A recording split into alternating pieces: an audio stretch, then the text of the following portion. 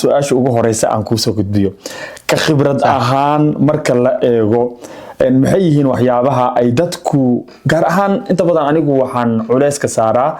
qofka markuu da'da 30 kor u dhaafo sababtuna waxay tahay dhalinyaradu inta badan markay 20 jir yihiin jirkooda waa iska taqaanaa recovery-ga caafimaadka inuu qofkaas muruq dhiso inuu motivation helo mashquulka ku yar stressko yani aanan ku badneen way u sahlan tahay inay isbedel sameeyaan laakiin adigu ka fikir ahaan da'da dhexda dadka ku jiro 30 jirka ah inta badan si qaldan u fahma marka ay timaado miisaan dhimista waxaan dhihi karaa runta hadii laga hadlo horta dadku isku wada mid ma aha qofba dad waa bilow oo systemku way ku dhex jiraan